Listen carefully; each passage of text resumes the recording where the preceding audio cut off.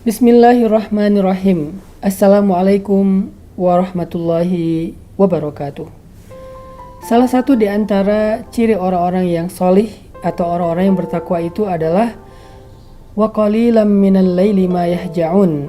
Sedikit sekali di waktu malam mereka tertidur. Ini adalah ciri orang-orang yang solih, ciri orang-orang yang bertakwa. Mereka sedikit tidur di waktu malam. Wa qalilan minal laili ma yahja'un. Walaupun mereka tetap memberikan hak tubuh mereka dengan cara istirahat di malam hari, tetapi sedikit sekali. Mereka tidur hanya 2, 3, sampai 4 jam saja. Sisanya mereka habiskan malam itu dengan yusabbihuna bihamdi rabbihi. Mereka bertasbih kepada Allah, mereka sujud kepada Allah, mereka menangis di hadapan Allah. Mereka qiyam, berdiri untuk sholat menghadap Allah Subhanahu wa ta'ala. Makanya ketika Nabi sedang lelah, lalu beliau tertidur, Allah Subhanahu wa ta'ala memanggil Nabi, ya ayyuhal muzammil, wahai orang yang sedang berselimut, wahai orang yang sedang tertidur, qumil laila illa qalila, nisfahu aw inqus minhu qalila, aw zid alaih warattilil qur'ana tartila. Wahai orang yang sedang berselimut, yang sedang istirahat, yang sedang tidur, qumil laila illa qalila, bangunlah di malam hari walaupun sebentar. Auzid alaih, atau lebih sedikit dari waktu itu menjelang subuh. Warattilil Qur'an tartila, dan bacalah Al-Quran secara perlahan-lahan di waktu sholat itu.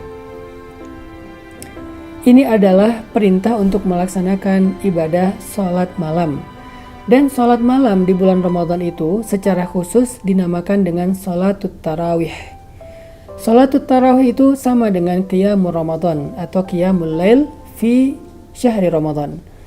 Salat tarawih itu sama dengan qiyam Ramadan, salat qiyam atau salat qiyamul lail, salat tahajud. Tapi karena dia di bulan Ramadan, maka namanya dikhususkan dengan istilah at-tarawih. Apa arti tarawih? Tarawih itu dari kata rohah atau istirahah, yang jadi bahasa Indonesia rohah rehat, istirahah istirahat. Apa maksud salat tarawih? Salat istirahat atau salat rehat artinya sholatnya santai seperti orang yang beristirahat. Berdirinya santai, rukuknya santai. Iktidal dan sujudnya santai, kemudian bacaan ayat-ayatnya juga santai. Tidak terburu-buru. Itulah hakikat dari penamaan sholatut tarawih. Dia adalah qiyamul lail, hanya secara khusus terjadi atau dilakukan di bulan Ramadan. Sekarang coba kita renungkan betapa tarawihnya sholat Nabi. Betapa santainya qiyam Ramadannya Nabi dan para sahabat. Disebutkan suatu ketika Abdullah ibnu Mas'ud datang ke Masjid Nabawi maksudnya.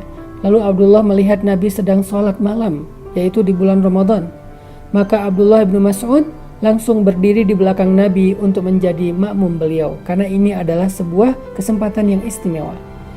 Maka setelah Abdullah ibnu Mas'ud berdiri menjadi makmum, Abdullah mendengar Nabi membacakan Al-Fatihah. Setelah selesai surat Al-Fatihah, Nabi melanjutkan dengan bacaan suratul Baqarah, surat Al-Baqarah dari awal. Abdullah bin Mas'ud tidak menyangka bahwa Nabi akan membacakan surat Al-Baqarah dengan sangat panjang. Dia mengira mungkin hanya 1 atau 2 lembar saja, tetapi ternyata sudah 1 juz, Nabi belum ruku. Lalu Nabi melanjutkan ke juz kedua, juz ketiga sampai selesai Al-Baqarah. Dan ketika selesai Al-Baqarah, Abdullah mengira Nabi akan ruku, tetapi ternyata Nabi melanjutkan Ali Imran, lalu An-Nisa, lalu Al-Ma'idah. Baru setelah 4 surat yang panjang itu Nabi pun ruku. Kata Abdullah bin Mas'ud, rukuknya seperti berdirinya, sujudnya seperti rukuknya. Artinya Nabi ruku seperti membaca 4 surat yang panjang itu. Nabi sujud seperti ruku, artinya seperti membaca 4 surat yang panjang itu. Begitulah santainya tarawih Nabi SAW. Itulah kenapa qiyamul lail di bulan Ramadan dinamakan dengan tarawih.